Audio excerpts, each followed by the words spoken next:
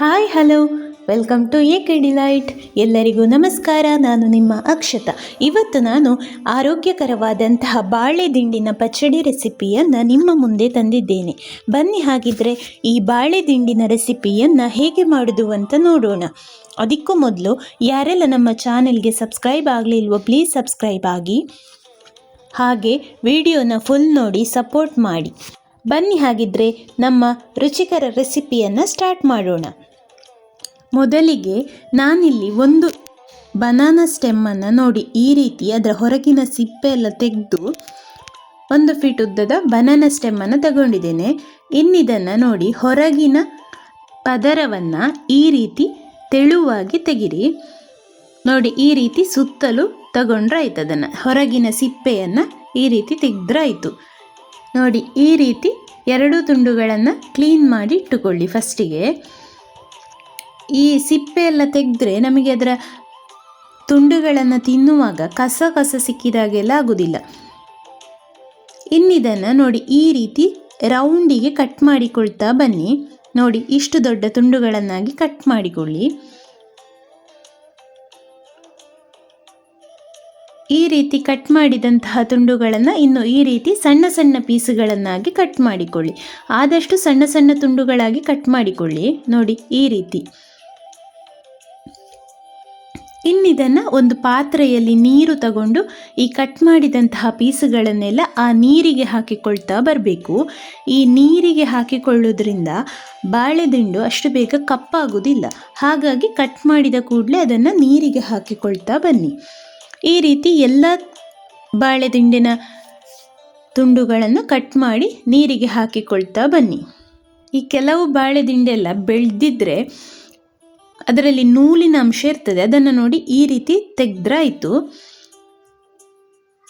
ಚೆನ್ನಾಗಿ ಕ್ಲೀನ್ ಮಾಡಿ ನಂತರ ಸಣ್ಣ ಸಣ್ಣ ಪೀಸುಗಳನ್ನಾಗಿ ಕಟ್ ಮಾಡಿ ನೀರಿಗೆ ಹಾಕಿಕೊಳ್ಳಿ. ನೋಡಿ ನಾನಿಲ್ಲಿ ಎಲ್ಲ ಬಾಳೆದಿಂಡನ್ನು ಈ ರೀತಿ ಸಣ್ಣ ಸಣ್ಣ ತುಂಡುಗಳನ್ನಾಗಿ ಕಟ್ ಮಾಡಿ ತೆಗೆದಿಟ್ಟುಕೊಂಡಿದ್ದೇನೆ.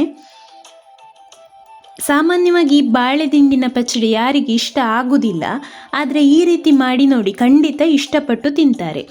ಇನ್ನಿದರಲ್ಲಿ ಅರ್ಧದಷ್ಟು ತುಂಡುಗಳನ್ನು ಮಿಕ್ಸಿ ಜಾರಿಗೆ ಹಾಕಿಕೊಳ್ತಾ ಇದ್ದೇನೆ. ಹಾಗೆ ಅದಕ್ಕೆ ಸ್ವಲ್ಪ ಉಪ್ಪು, ಒಂದು ಅರ್ಧ ಚಮಚ ಆಗುವಷ್ಟು ಉಪ್ಪು, ಇಷ್ಟನ್ನು ಹಾಕಿ ಈ ರೀತಿ ಗ್ರೈಂಡ್ ಮಾಡಿ ತಗೊಂಡಿದ್ದೇನೆ. ನೋಡಿ ಈ ರೀತಿ ಗ್ರೈಂಡ್ ಮಾಡಿದರೆ ಆಯಿತು. ಇನ್ನು ಇದರಲ್ಲಿರುವಂತಹ ನೀರನ್ನೆಲ್ಲ ಸೋಸಿಕೊಳ್ಳುವ. ಈಗ ನಾನು ನೀರನ್ನೆಲ್ಲ ಚೆನ್ನಾಗಿ ಸೋಸಿಕೊಂಡು ಗ್ರೈಂಡ್ ಮಾಡಿದಂತಹ ಬಾಳೆದಿಂಡನ್ನು ಕೂಡ ಇದೇ ಪಾತ್ರೆಗೆ ಹಾಕಿಕೊಳ್ತಾ ಇದ್ದೇನೆ. ನೋಡಿ ಗ್ರೈಂಡ್ ಮಾಡಿದ ಎಲ್ಲ ಬಾಳೆದಿಂಡನ್ನು ಈ ಪಾತ್ರೆಗೆ ಹಾಕಿಕೊಂಡು ಈ ರೀತಿ ಒಂದ್ಸಲ ಚೆನ್ನಾಗಿ ಮಿಕ್ಸ್ ಮಾಡಿಕೊಳ್ತಾ ಇದ್ದೇನೆ. ಇನ್ನಿದಕ್ಕೆ ನೋಡಿ 1 ಟೊಮ್ಯಾಟೊವನ್ನು ಈ ರೀತಿ ಸಣ್ಣಗೆ ಕಟ್ ಮಾಡಿ ಹಾಕಿಕೊಳ್ಳಿ.